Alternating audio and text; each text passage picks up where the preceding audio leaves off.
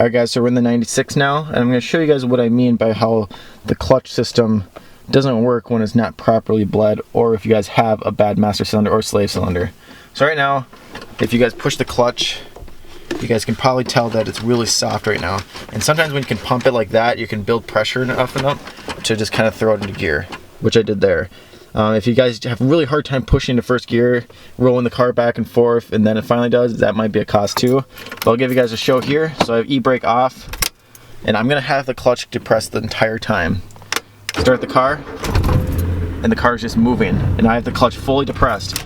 And to stop it, I have to turn off the car because I can't get the car out of gear. So if you guys caught that, it was kind of quick, I know, but if you guys have that happen, that means either your master cylinder or your slave cylinder is bad. So now I'm going to show you guys how to change it. Alright guys, so you know what the symptoms are of a bad clutch hydraulic system? So there's two parts of a Miata hydraulic system that you need to do to repair it. So most likely on Miatas, it's usually the slave cylinder, which is attached to the transmission that pushes the actual clutch fork. So that's this piece right here, relatively pretty cheap. I got Advanced Auto Parts for 20 bucks. AutoZone and Napa or what other parts stores usually do carry because it is shared within a lot of vehicles. And then another thing I'm going to be changing to is the master cylinder. This is the piece that is in the firewall next to the brake master cylinder. This is what the clutch pedal actually presses and then forces the brake fluid to the slave cylinder. Both pieces are about $20, and then you can find discount codes as well to get it down cheaper. And then the only other thing you would need is DOT3 brake fluid because it uses that for the hydraulic fluid. So let's get to the repairing. Once you have your car in the garage and ready to work on it, I would jack up your right side, because if you guys are going to be replacing the slave cylinder, this is how you do it. You want to get into the right wheel well, and then when you have the right wheel off, it's a lot easier to get to the actual slave cylinder. So the slave cylinder is right in there. The piece with the curly brake line. So right here is the like the brake fluid or the clutch line. Your brake fluid has the 10 mil, and then right there, and then right below there are the two 12 mils you want to break off. But what I would do first, especially if you don't have a syringe or something to bleed all the fluid out, I would just open that valve and then just let it drip on some paper towels below, just so that you don't have a huge mess when you finally just break open the line. So that's what we'll be doing first. The slave cylinder goes into the hard line. I had a lot of trouble in there, so I had to use some vice grips and just clamp it down really hard, and then you can break it loose, but use some heat if you need to. Also penetrating oil like crazy, that helped it a lot too. I've noticed once I put a torch to it, it actually came off then, as well as a nice vice grip. So just be careful you don't destroy that nut, because you still reuse it, but if you do, they're not that expensive. It just sucks because you're going to have to wait for that part. The next thing, you have two 12 mils, so you can see right there, right behind the actual nut, and then right below it is where it goes, and then right there is where the fork is for the clutch that the slave cylinder pushes onto. So I have the part off. It's right there. Now it's time to put the new part in. So I'll show you guys how to do that. Alright, I'll show you a little detail on how this whole thing gets assembled. So first you have this boot, and then this pin. This pin piece like that, the bigger side, goes in like that. So push in like that, and then there's that lip you got to get it over. Want it on like that, and then you push the same piece on here, like so. And then you want to get that piece on top of there, like that. And now it's time to ready to install. What I would do first is see if you can get this thing screwed in just a little bit, and then the line can bend with you to get these two holes in first, because this, when you mount this in first, this thing is like angled way bad, and you're just going to cross through it, and it's not going to seal, and it's going to leak. So get the hard line in first, and then get these two bolts on. Okay, now that you have the hard line in, now you can get the two 12mm bolts inside. I got the top one there, you can see. Now I'm going to get the bottom one, and then you can tighten it to however tight as you want, and then now you're ready to bleed the clutch. So I'm going to just show you guys how to do the master cylinder one.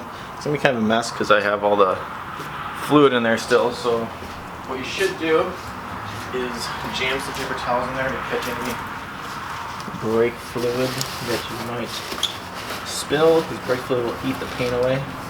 So I'm going to loosen the hard line first, This will just let all the fluid out, or most of it. You have to wiggle the hard line and then it pops out like that. And then for the other two bolts, I pre-loosened them using a 12mm socket, and they should just come off as easy as any other bolt. And then brake fluid. Same thing for the other one. It's kind of hard in here too.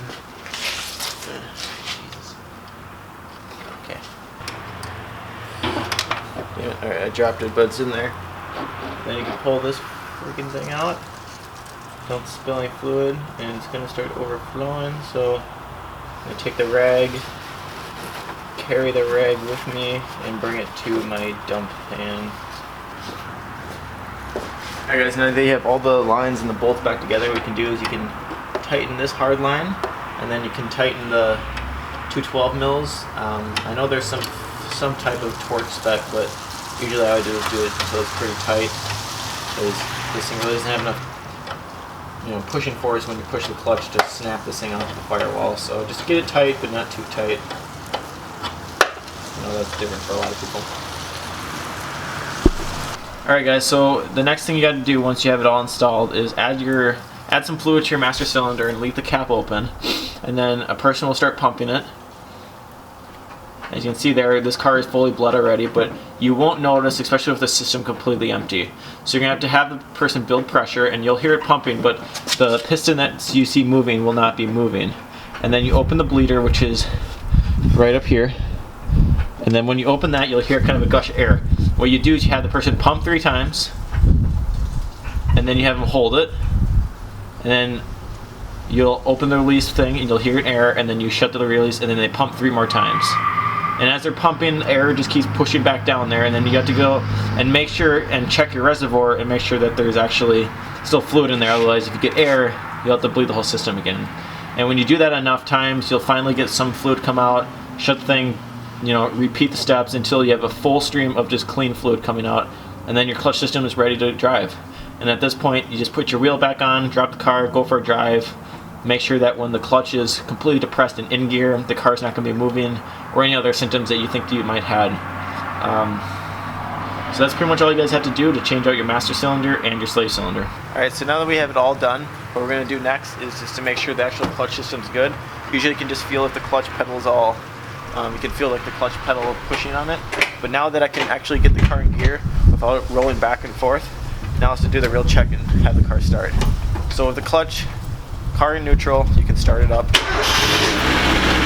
Alright, so the next little test here will be to push the clutch in, get into first, which we did there, and then to see, okay, now it rolls back, that's good.